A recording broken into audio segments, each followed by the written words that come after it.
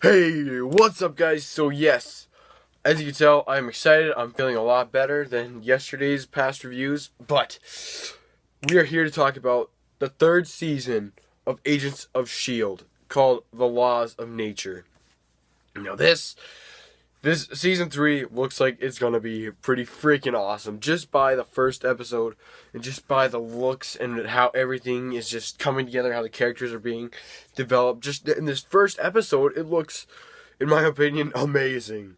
And I am just so excited to see what Marvel has brought us in this third new season of Agents of S.H.I.E.L.D. So yes, I am a lot of things I want to talk about here.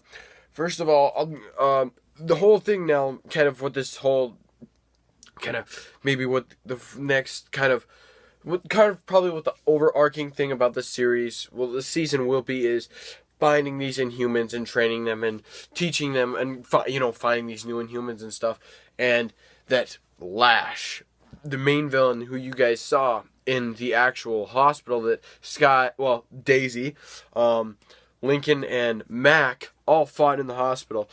That is, I think, is probably going to be the main villain, the main Inhuman villain, and then Ward will be the main overarching villain of the third season, and that is hard for me to say, even though he is my favorite character. But that's why he's my favorite character, because he is a good guy and he's an excellent bad guy, and I like him both as a good guy and a bad guy, and I can live with the fact that he is a bad guy, and it's not that big of a deal, because I think Brett Dalton does a fantastic job as the character of Ward, and next episode we will see him actually finally start to rebuild the rogue organization of Hydra.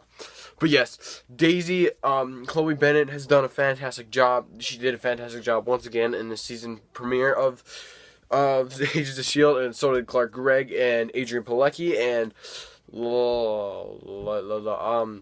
Nick Blood and Henry Simmons and Luke Mitchell and especially a big shout out to Ian DeCaster. I think that's how you pronounce his name. Fitz, the actor who plays Fitz, did a fantastic job. I really loved his performance in this episode, and the parts he was in did a fantastic job. But yeah, we were lacking from some of the characters. Two in particular, May and Ward, our two of our main title characters. And they were absent, but we know where May is. She's off, and we know where Simmons is, and she's in an alternate, well, she's on the other side of the universe, and that's probably what the second episode will be about, is getting her back. And we even saw her on that universe, on that other planet, and I wonder what is following her, what is tracking her, what is hunting her down. It's going to be an interesting reveal. And that, also, it's cool to see, that they are now trying to create kind of a secret warrior kind of thing, and it's just, okay, let me pace myself here. So, okay, awesome things, very awesome things, were Coulson's arm. That thing was awesome. That thing was amazing. It was very cool and high tech, and it looks awesome. I would have preferred maybe a little Iron Man hand, because I saw on like some picture of Coulson that he had an Iron Man hand. How awesome would that have been if Coulson had an Iron Man gauntlet?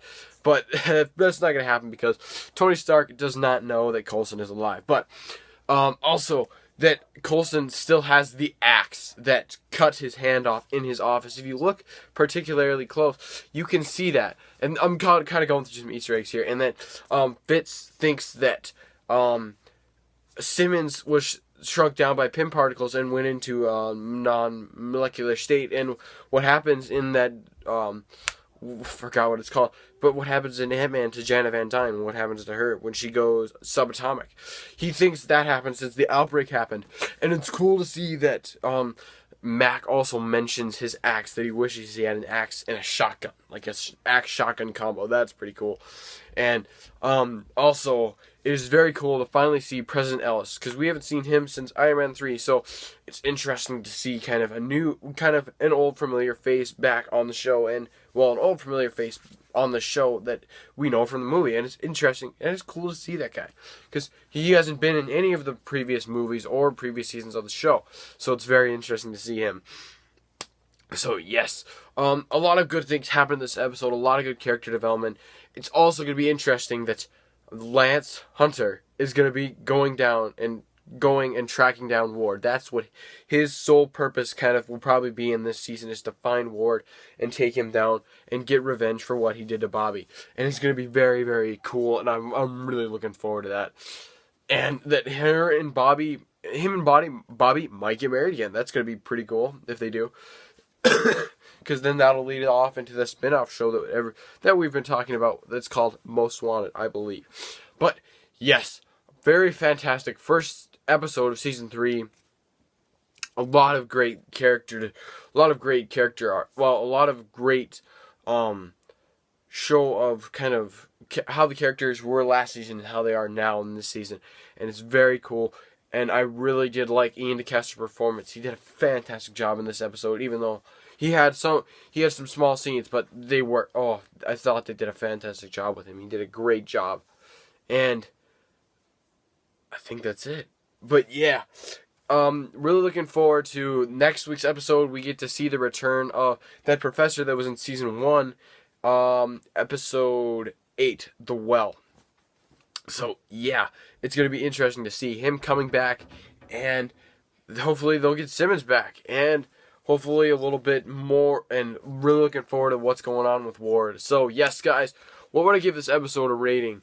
I think I would give this episode rating probably a 4.5 out of 5 winks. I think they did a fantastic job with the season premiere of the show. I think they did a way better job than Gotham did. But not saying that Gotham was bad. It was good, but I think Agents of S.H.I.E.L.D. just did that a little bit more better. A little bit, this much better. So, I think that's all I wanted to talk about. I think they did, like I said, great performances. Oh, the special effects were pretty good. I'll give them that. The special effects are pretty decent. I really do like the special effects this time around. And just really looking forward to the characters and where they go and where they end up in this season. So yeah, guys, J-Wink winking out.